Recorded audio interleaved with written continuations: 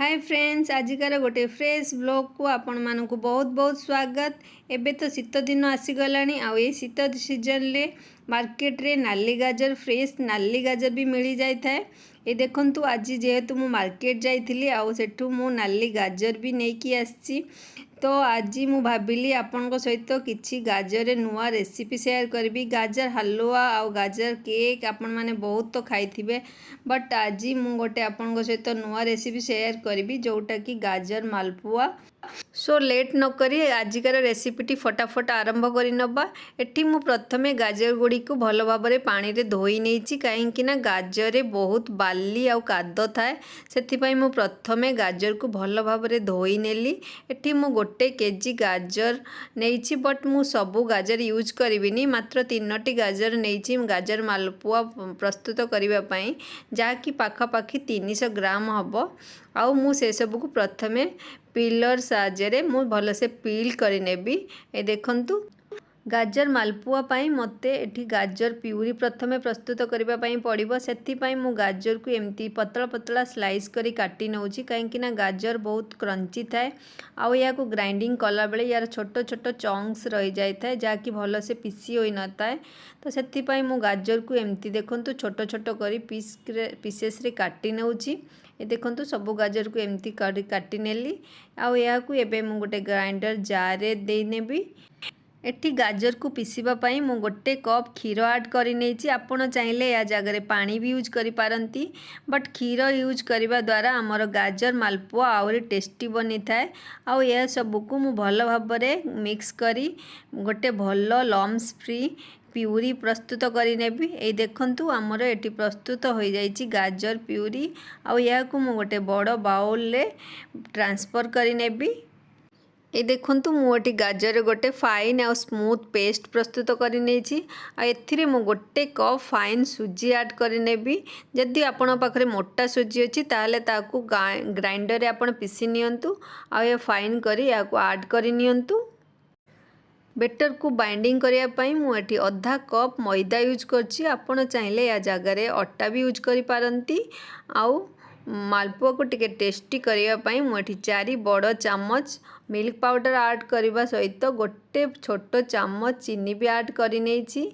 मालपुआ को टिके फ्लेवरफुल करिबा पई मु एठी अल्प किछि इलायची पाउडर दे नेछि।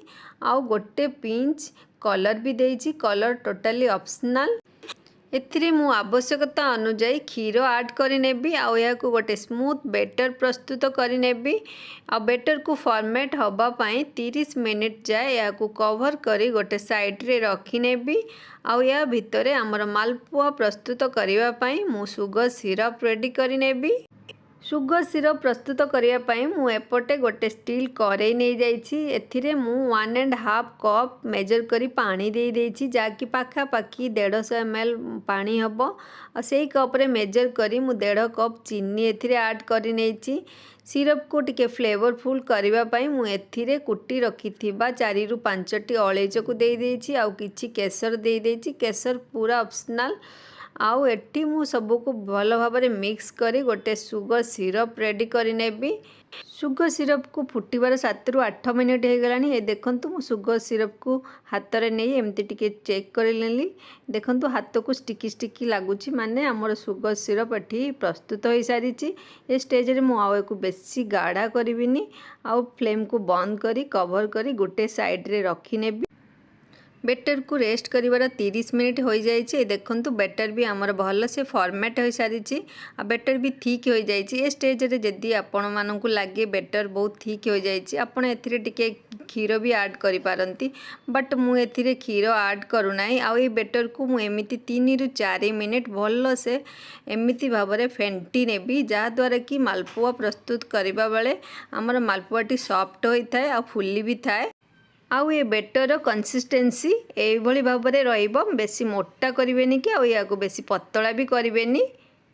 ए बेटर को प्रस्तुत करने मु टोटाल 2 कप क्षीर ऐड कर देखु बेटर आमर बेसी पतला नहीं कि बेसी मोटा भी नहीं यहीपरी भाव में बेटर थिकनेस रहा उचित। आउ जदि आमर बेटर बेसी पतला हो मालपुआ छाणिला बेले मालपुआ फाटी जाई पारे आउ जदि मोटा हो मालपुआ भी आमर भल से फुलिब नहीं। सो बेटर आमर एतिकी थिकनेस रहिबो। देखंतु प्रस्तुत हो जाइए आमर एठी गोटे स्मूथ बेटर मालपुआ छाणिबापी मु गोटे फ्राए पैन नहीं आ जो मु किछि रिफाइंड ऑयल को मीडियम गरम करी नहीं आ प्रस्तुत करी रखी बेटर को यही रिफाइंड गरम तेल रे मु देदेवी। ए देखंतु मालपुआ आकार एक सेप्रे स्प्रेड करी नेबी। मु गैस फ्लेम को मीडियम टू लो रे रखी बेसी तेल को गरम करी नहीं। बेसी तेल को गरम कले मालपुआ आमर पोड़ी जीवो आ भितर भी कंचा रहिबो। मालपुआ को छाणी हबार ये 2 ରୁ 3 मिनिट हो गला। ये देखंतु मालपुआ भी आमर केते बढ़िया से फुली आ फुलिकी तेल ऊपर को आसीगला। यही समय मुझे को ओलटाई नेबी आउ 2 ରୁ 3 मिनिट एमती लो फ्लेम रे या मु छाणी नेबी। हाँ सांग मैंने जदि मो चैनल आपण मैंने नुआ अच्छा नुआ करी मो वीडियो देखुंती ताले यही भाव में नुआ नुआ रेसिपी देखापी मो चैनल को सब्सक्राइब करनियंतु। आजिकार रेसिपीटी आपण मानकु केमिति लागिला कमेंट करी निश्चित जणांतु। मालपुआ को छाणी हबार 4 ରୁ 5 मिनिट हो गला। ये देखंतु मालपुआ भी केते बढ़िया कलर आसी जाइए आउ सबु मालपुआ छाणी होई हमर रेडी हो जाइए। यही समय मु यार एक्सेस ऑयल रिमूव करी नेबी आउ गोटे प्लेट को एको बाहर करी नेबी। और यही भाव में मुझे अल्प किसी मालपुआ को छाणी नहीं आ गरम गरम मालपुआ को मु सीरा रे देई नेबी आउ या 4 ରୁ 5 मिनिट जाए कवर करी सीरा रे भिजिबा छाड़ी देबी। एठी 4 ରୁ 5 मिनिट हो गला। ये देखंतु आमर मालपुआ भी सबू सिरप भी ऑब्जर्व करनेलानी। या को मु गोटे प्लेटिंग करी नेबी। ये देखंतु मालपुआ आमर एठी केते सॉफ्ट और परफेक्ट बनीची आपण देखि करी जानि पारुथिबे।